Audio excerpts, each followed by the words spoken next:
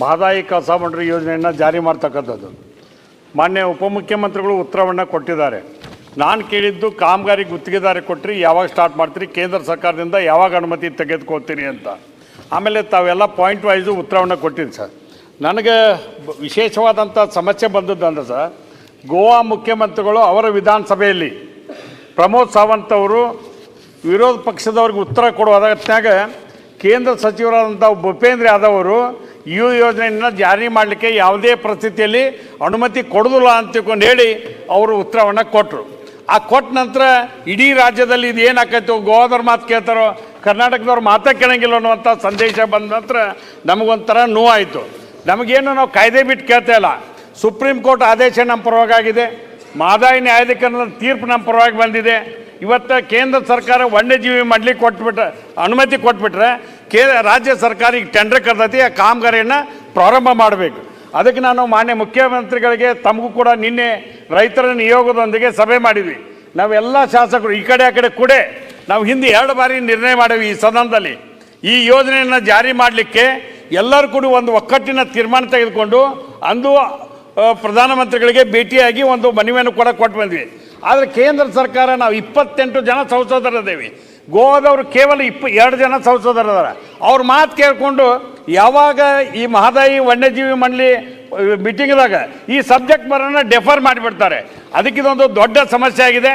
ನಮ್ಮ 4 ಜಿಲ್ಲೆ ಮತ್ತು 14 ತಾಲೂಕಿನ ಜನರಿಗೆ ಕುಡಿಯುವ ನೀರಿನ ಯೋಜನೆ ಅಂದರೆ ಮಹದಾಯಿ ಕಳಸಾ ಬಂಡೂರಿ ಯೋಜನೆಯನ್ನು ಮಲಪ್ರಭಾ ನದಿಗೆ ಸೇರಿಸಿ ಆ ಸವಲತ್ತಿಯಿಂದ ಎಲ್ಲ ನೀರು ಪಡೀತಕ್ಕಂಥದ್ದು.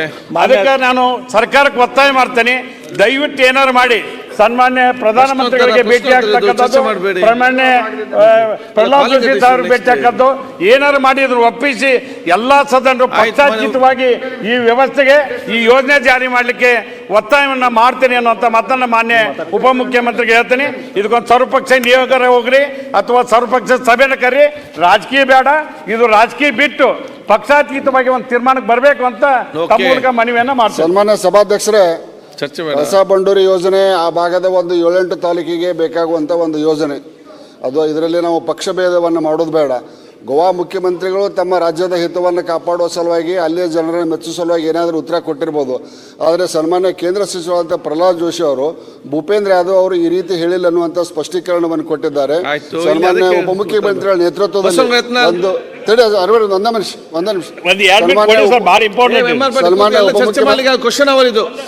ಸನ್ಮಾನ್ಯ ಉಪಮುಖ್ಯಮಂತ್ರಿಗಳ ನೇತೃತ್ವದೊಳಗೆ ಎಲ್ಲರೂ ಕೂಡ್ಕೊಂಡು ಒಂದು ನಿಯೋಗ ಹೋಗೋಣ, ಆ ಭಾಗ ಈ ಭಾಗ ಕೂಡ್ಕೊಂಡು ಮಾಡಿದ್ರೆ ಜನರ ಅಭಿವೃದ್ಧಿಗಾಗಿ ಕೆಲಸವನ್ನು ಮಾಡೋಣ ಸರ್. ಮಾನ್ಯ ಕೋನ್ ರೆಡ್ಡಿ ಅವರು ಬಹಳ ವಿವರವಾಗಿ ಚರ್ಚೆ ಬೇಡ, ನನಗೆ 3 ನಿಮಿಷ ಅನ್ಇಂಟರಪ್ಟೆಡ್ ಟೈಮ್ ಕೊಡಿ, ನಾನು ಮಾತಾಡ್ತೇನೆ.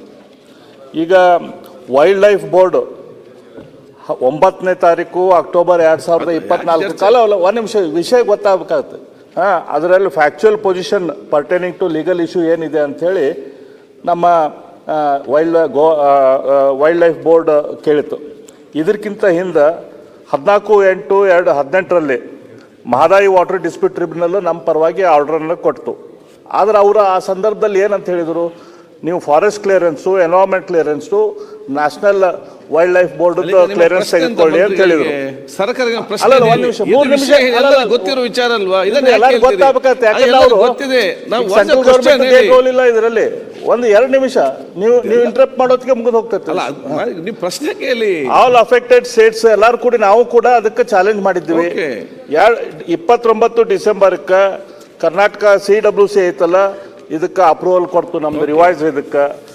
ಅದಾದಮೇಲೆ ಗೋವಾದ chief warden chief wildlife warden ಅವರು ಈ ಆರ್ಡರಿಗೆ ಒಂದು ರಿಸ್ಟ್ರೈನಿಂಗ್ ಆರ್ಡರ್ ಕೊಟ್ಟರು. ಇದಕ್ಕೈತಲ್ಲ ಈಗ ಸುಪ್ರೀಂ ಕೋರ್ಟ್ದಲ್ಲಿ ಇದಕ್ಕೆ ಕೇಸ್ ಇದೆ. ಈ ಕೇಸು ಸುಪ್ರೀಂ ಕೋರ್ಟ್ದಲ್ಲಿ ಇದ್ದಾಗ ನಮ್ಮ ರಾಜ್ಯದಿಂದ ನಾವು ವೈಲ್ಡ್ ಲೈಫ್ ಬೋರ್ಡ್ ಮೀಟಿಂಗಿಗೆ ಹೋದಾಗ ಅವ್ರು ಏನಂತ ಹೇಳಿದ್ರು, ಫ್ಯಾಕ್ಚುಯಲ್ ಕೇಸ್ ಏನಿದೆ, ಲೀಗಲ್ ಕೇಸ್ ಏನಿದೆ ನಮಗೆ ಕೊಡಿ ಅಂತ ಹೇಳಿದರು. ಈಗ ಫ್ಯಾಕ್ಚುಯಲ್ ಕೇಸ್ ಏನಿದೆ ಸುಪ್ರೀಂ ಕೋರ್ಟ್ದಲ್ಲಿ ಇದು ಕೇಸ್ ನಡೆದಿದೆ.